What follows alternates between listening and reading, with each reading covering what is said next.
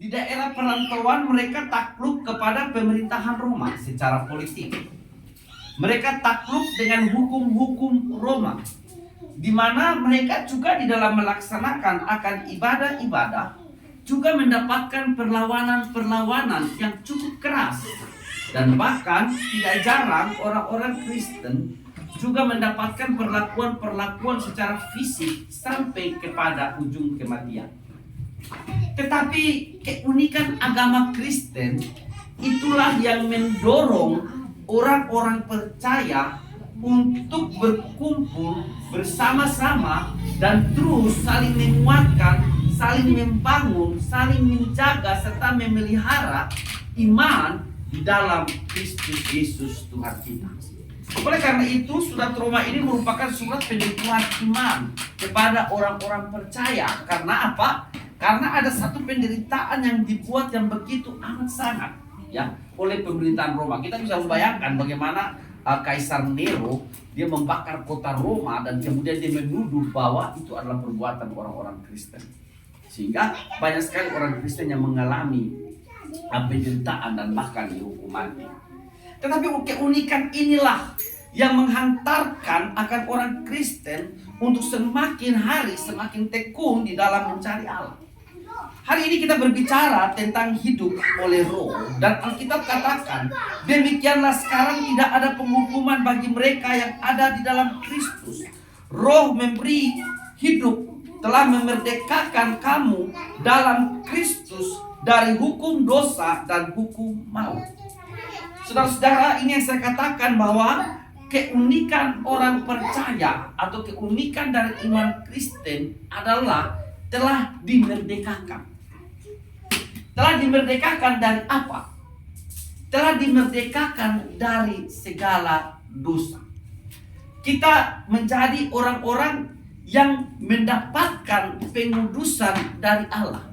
Kita adalah orang-orang yang telah mendapatkan pembenaran yang dilakukan, yang dikerjakan oleh Allah di dalam Yesus Kristus. Sehingga di dalam perjalanan kehidupan kita tidak lagi dipimpin oleh daging atau di dalam segala kehendak-kehendak kita, segala kemauan-kemauan kita yang tentu akan bermuara kepada dosa, yang akan bermuara kepada maut, tetapi dipimpin oleh Roh Tuhan sehingga kita dituntun dan dipimpin kepada kehidupan. Dituntun kepada apa? Dituntun kepada kebaikan.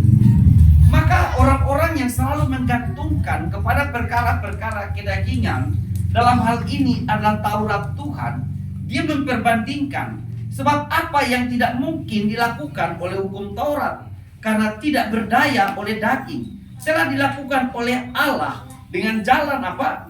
Mengutus anaknya sendiri dalam daging, yang serupa dengan daging, yang dikuasai dosa karena dosa. Ia telah menjatuhkan hukuman atas dosa di dalam daging, supaya tuntutan hukum Taurat digenapi di dalam kita yang tidak hidup menurut daging tetapi menurut Roh.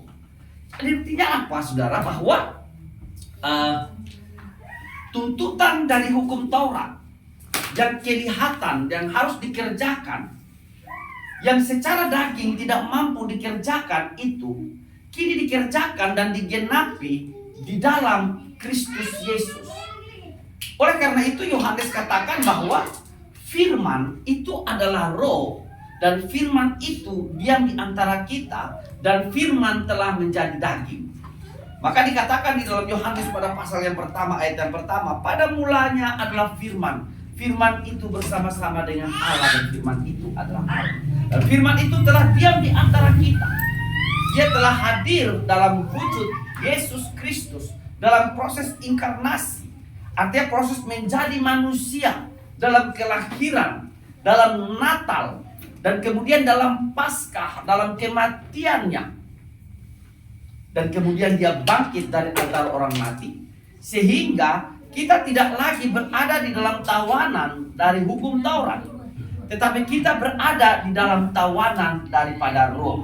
Karena apa? Karena kalau Roh sudah menjadi daging di dalam Yesus Kristus, maka roh itu juga telah diberikan oleh Sang Bapa kepada kita, yaitu Roh Kudus.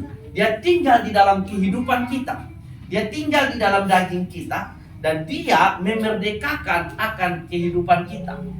Sehingga kita tidak diperintahkan lagi, atau kita tidak takluk lagi kepada segala hukum-hukum Taurat yang hanya akan membawa kepada pengenalan akan dosa. Tetapi kita menjadi orang-orang yang dimerdekakan, sehingga segala sesuatu yang kita kerjakan, segala sesuatu yang kita lakukan, maka dilakukan di dalam nama Yesus Kristus, yang telah menaklukkan akan segala kuasa-kuasa, baik yang ada di bawah bumi ini maupun yang ada di atas. Artinya segala penghulu-penghulu udara sudah ditaklukkan. Segala kuasa-kuasa setan, segala kuasa-kuasa maut, segala kuasa-kuasa iblis telah ditaklukkan di dalam nama Yesus Kristus. Nah, saudara-saudara, ketika kita berbicara tentang proses kemerdekaan yang telah kita miliki, memang kita di dalam satu pertarungan, ya. Pertarungan antara apa? Pertarungan antara keinginan-keinginan daging kita, yaitu segala kehendak dan kemauan kita, dengan keinginan-keinginan yang diinginkan oleh roh. Sehingga banyak sekali terjadi perdebatan antara pikiran kita dan hati kita. Terjadi semacam suatu percakapan di dalam diri kita, pembicaraan antara diri kita, antara mau melakukan sesuatu yang baik atau tidak mau melakukan sesuatu yang baik, mau mengikuti kehendak yang jahat atau mau melakukan segala kehendak yang baik. Namun roh memimpin kita, sehingga di dalam ayat yang berikutnya dikatakan bahwa apa? Sebab mereka yang hidup menurut daging memikirkan hal-hal yang dari daging. Mereka yang hidup menurut roh memikirkan hal-hal yang dari roh. Karena keinginan daging adalah maut, tetapi keinginan roh adalah hidup dan damai sejahtera.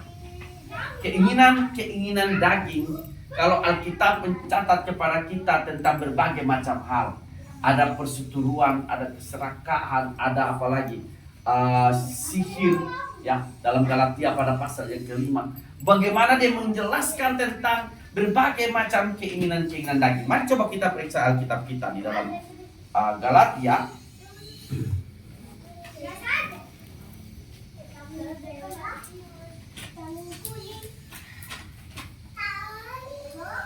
Galatia pada pasal yang kelima.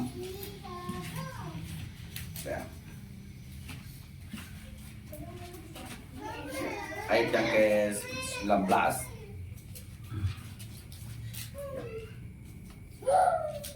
Di situ berbicara tentang ayat yang ke-16 ya. Pasal yang kelima, dan kita mulai dari ayat yang 19. Perbuatan daging itu telah nyata, yaitu percabulan, kecemaran hawa nafsu, penyembahan berhala, sihir, perseteruan, perselisihan, iri hati, amarah, kepentingan diri, percederaan, roh pemecah, kedengkian, kemabukan, pesta pora, dan sebagainya. Dan semuanya itu menuntun kita kepada apa? Kepada maut. Ya, coba kalau kita mulai memikirkan akan hal-hal ini, adakah perselisihan di antara kita mendatangkan damai sejahtera?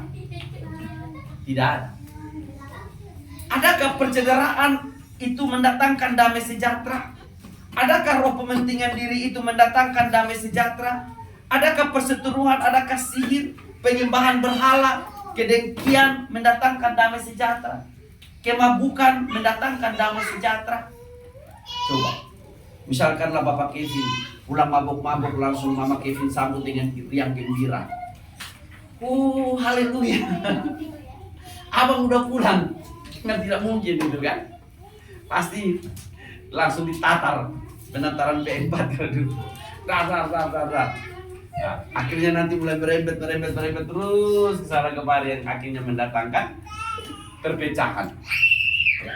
Atau mungkin adakah ketika orang mencintai pesta pora, Yang dipikirkan hanya pesta-pesta, ya kan? Misalnya kalau ada adik pesta, kakak pesta, saudara pesta, sumbangannya dibuat besar-besaran. Sedangkan untuk rumah tangga tidak pernah dipikirkan. Apakah itu mendatangkan damai sejahtera? Tentu juga tidak. Yang malah yang datang dan menimbulkan perselisihan, ya. Karena kita hanya memikirkan hal-hal yang berhubungan dengan apa? Kepentingan diri kita, nama baik kita, reputasi kita, dan berbagai macam hal-hal lainnya. Nah, ini tuntutan-tuntutan, keinginan-keinginan daging yang cenderung menghancurkan akan rumah tangga Kristen. Maut itu tidak hanya berbicara tentang kematian secara fisik, tetapi maut itu juga berbicara tentang keterpisahan kita dengan Allah. Sehingga perseteruan semua itu hanya akan membawa kita ke dalam perasaan yang jauh dari Allah, jauh dari keluarga. Salah satu tujuan Allah dalam memberkati akan keluarga adalah mengangkat harkat dan martabat dari keluarga Kristen dengan satu tujuan agar keluarga Kristen menjadi saksi, menjadi garam, menjadi terang di tengah-tengah keluarga. Tapi keinginan daging terkadang, bukan terkadang, tapi selalu membawa perpisahan antara manusia dengan Allah. Nah, orang-orang yang ada di Roma dengan segala macam gaya hidupnya dan tuntutan-tuntutan kedagingan yang berusaha untuk menonjolkan akan siapa mereka di daerah perantauan, ini dihantarkan oleh Allah untuk mengingatkan akan mereka agar mereka tidak hanya memikirkan akan perkara-perkara yang bersifat kedagingan saja, yang hanya akan membawa kepada maut, tetapi juga memikirkan hal-hal yang dari roh. Karena keinginan daging adalah maut, keinginan roh adalah hidup dan damai sejahtera. Sebab keinginan daging adalah perseteruan terhadap Allah, karena ia takluk kepada hukum Allah. Ia tidak takluk kepada hukum Allah. Hal ini memang tidak mungkin. Mereka yang hidup dalam daging tidak mungkin berkenan kepada Allah. Tetapi kamu tidak hidup dalam daging, melainkan dalam roh. Jika memang roh Allah di dalam kamu, tetapi jika orang tidak memiliki roh Kristus, ia bukan milik Kristus. Nah, tuntutan dari Tuhan itu tidak pernah membawa kita kepada perpisahan dengan Allah. Tapi tuntutan dari Roh Kudus membawa kita dalam perdamaian dengan Allah. Kembali kita lihat di dalam Galatia pada pasal yang kelima, lanjutannya. Ya. Coba perhatikan anak-anak itu. Nah. Oh, oke. Ya. Baik. Nah, saudara, kita kembali lagi di dalam ayat yang seterusnya, dalam ayat 22. Tetapi ya, bahwa barang siapa melakukan hal-hal yang demikian, ia tidak akan mendapat bagian dalam kerajaan surga. Jadi orang-orang yang melakukan segala keinginan dalam daging tidak mendapat bagian. Itu jelas. Jadi Bapak Ibu, terkadang hidup kita ini ada gimana ya? Hidup senang pun tidak disukai, hidup susah pun juga kadang tidak disukai. Dan manusia-manusia yang dalam kegelapan itu selalu berjuang untuk menawan kita dengan menggunakan berbagai macam hal. Makanya tadi dikatakan bahwa apa? Orang-orang yang tidak mendapat bagian dalam kerajaan Allah itu apa? Penyembahan berhala, sihir, perseteruan, perselisihan, iri hati, amarah, kepentingan diri, pencitraan, dan roh pemecah. Dunia modern ini bukan berarti bahwa orang tidak bisa melakukan sihir. Kadang kalau saudara mungkin yang memiliki usaha, kita di Batam ini, kadang pagi-pagi itu kita lihat di warung-warung orang sudah mulai menyiram-nyiram dengan kembang-kembang supaya pelaris dan berbagai macam hal lain. Tetapi mereka yang mengejar kerajaan Allah itu mendatangkan apa? Damai sejahtera. Ya. Oke, sudah bisa anak-anak di luar ya. Nah, dalam ayat yang ke-22, tetapi buah roh ialah apa?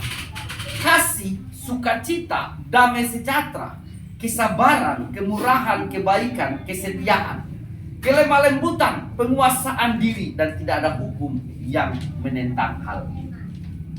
Saudara-saudara yang dikasihi Tuhan, hidup di dalam roh, atau hidup di dalam pimpinan roh, hidup di dalam kemerdekaan yang diberikan oleh roh, dia menghasilkan akan hal-hal yang mendatangkan damai sejahtera di dalam hidup kita. Yaitu apa? Ada kasih, ada sukacita, ada damai, ada kesabaran, ada kemurahan, kebaikan, kelemah lembutan, penguasaan, yang bahkan tidak ada satupun yang bisa melakukannya. Makanya kadang kalau orang berbuat jahat bisa dengan suka-suka, maka kita sebagai orang Kristen dapat berbuat baik pun dengan suka-suka. Artinya kalau orang menjahili kita pun kita tetap berdoa. Orang melakukan kejahatan juga kita berdoa. Orang melakukan hal-hal yang tidak benar untuk kita pun juga kita berdoa. Karena kenapa kita bisa melakukannya?